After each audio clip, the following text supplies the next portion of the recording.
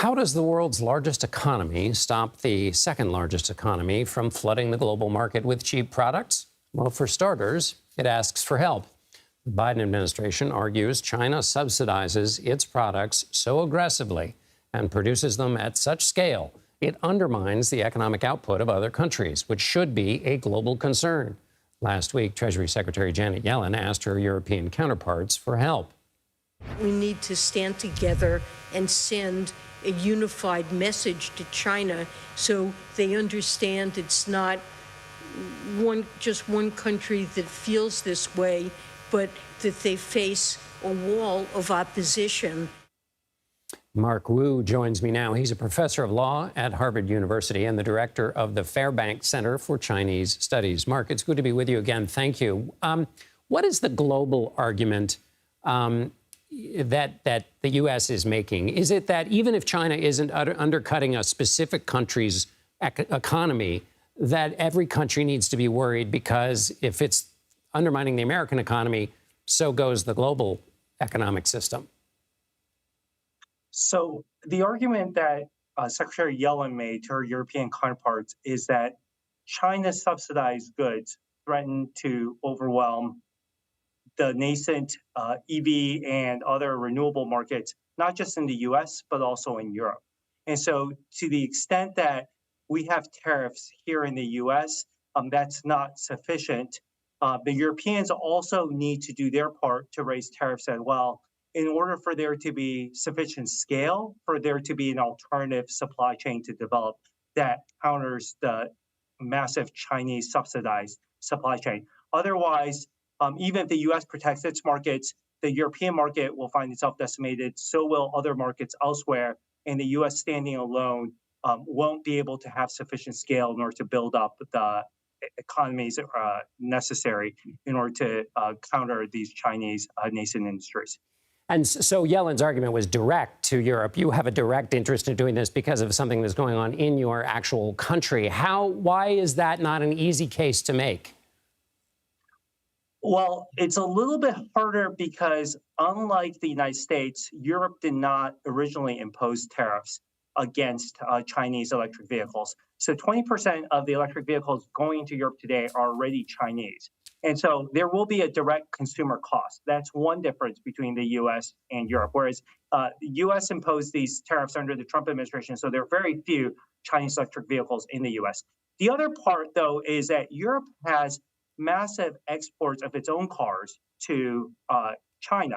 So there's fear on the part, especially of German automakers, that China may retaliate. So the cost may be much larger to European industry as well if Europe decides to raise its own tariffs.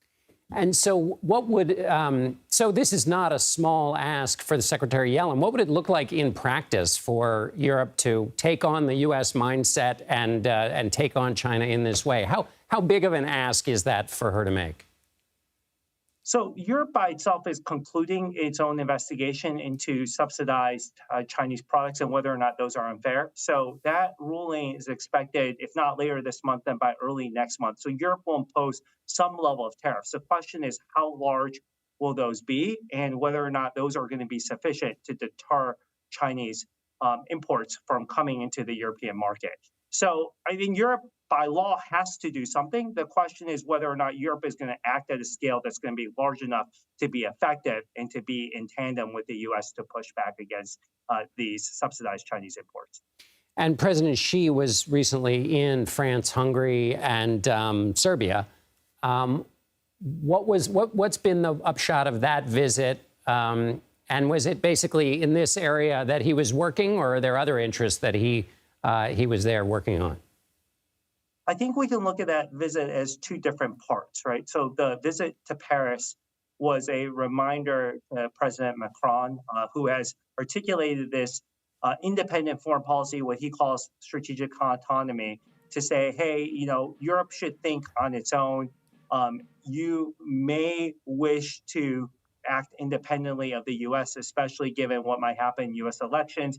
You have export interests and so forth. So I think it was a reminder to President Macron, especially since Chancellor Scholz had a relatively pleasant visit to Beijing, to say, hey, don't be the person pushing this aggressive trade policy. And then the visits to Serbia and to Hungary were really to allies that China has within the European Union to shore up the support there amongst EU countries that have wanted to sort of not take as aggressive a trade stance as the U.S. has been pushing Europe to do.